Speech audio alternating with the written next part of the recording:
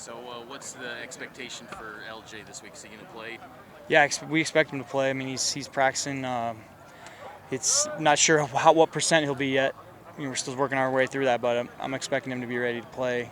What's the long-term concern? Is there anything like surgery that could be needed down the road? I'm not allowed to talk about his personal, like his the details of it, but I think he's going to have a chance to play. Just how much we're still working through that in practice, seeing how he feels day to day. He's been a physical runner, a guy that fights contact. Can he still do that?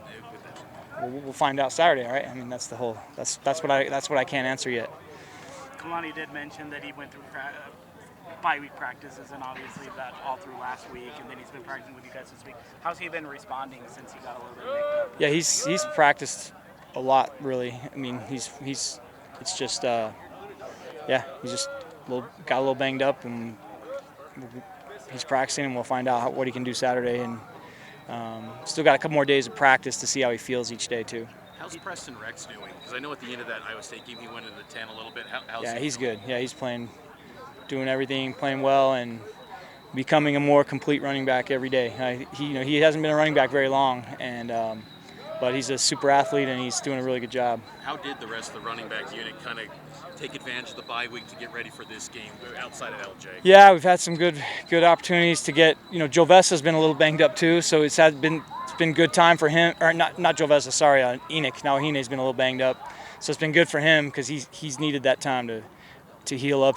Enoch's a good player, and then we've been getting Joe Vessa a lot of reps too. We have a lot of faith in Joe Vessa. He's got juice, and he's tough, and so if we need him, he's ready to go as well. What stands out to you about this Texas Tech defense? I mean, statistically, like out of the they're marks, what stands out to you? Man, this is the best defense we've played probably since Texas in 2023. I'd say they're right up there with those guys. This D-line they're freaks, and they're really good players. Their linebackers are great. Everybody knows that. Good secondary. They have no personnel weaknesses. They have a very good scheme, very well coached. I have a lot of respect for their defensive coordinator. They're good. They don't really have any weaknesses, and they get turnovers, man. They strip the ball as well as any team I've ever seen. What do you need to see from your group to counter this elite front? I'm sorry, one more time? What do you need to see from your group to counter this elite front?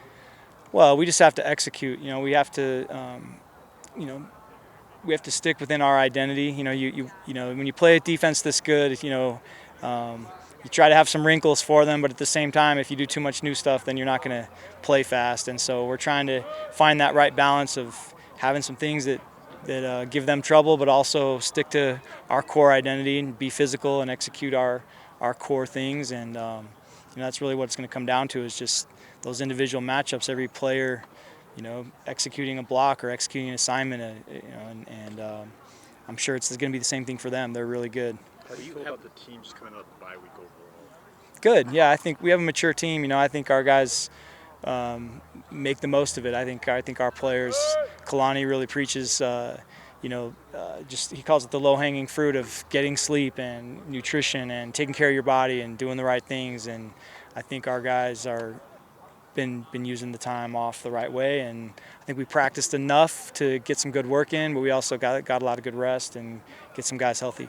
What are your expectations for Bear? I mean, it might be just kind of more the same, but like just what he continues to improve. What do you want to see from him this week? Yeah, just the same. I mean, each week he improves a little bit, and that's what we're looking for. And as the challenges get more difficult, you need him to just keep finding incremental ways to get a little bit better each game.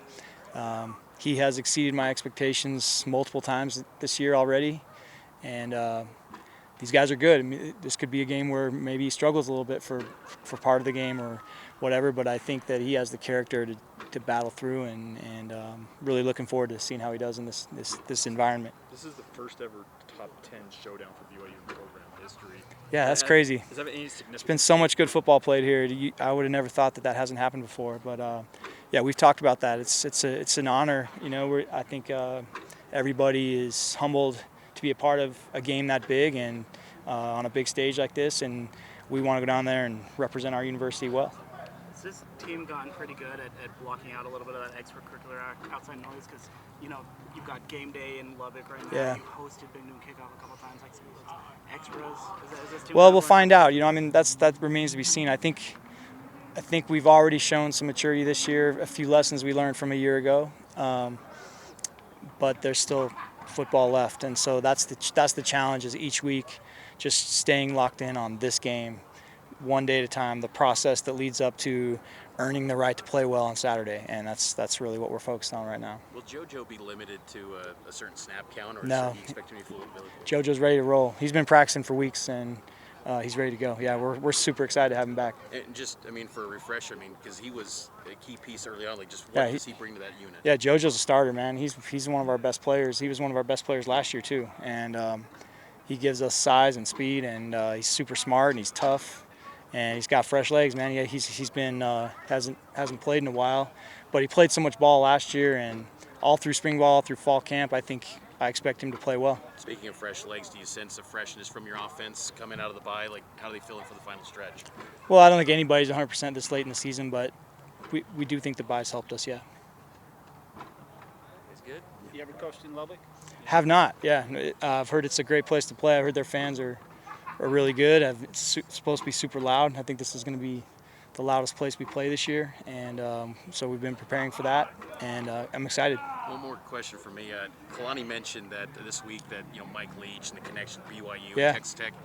Any influence of Leach offenses of the past that influence in how you view offense? Well, I remember Coach Leach sitting in our meetings when I was a player. I mean, he was always around in spring ball, and then I maintained a relationship with him, you know, later on when he was at Washington State and other places and Texas Tech, and I think a lot of us here have known him for a long time, and you know, we miss him, and he took parts of the old BYU offense and turned that into his system, and a lot of those elements still exist in this offense. All right. Thanks, Coach. Yep. Thanks, Aaron.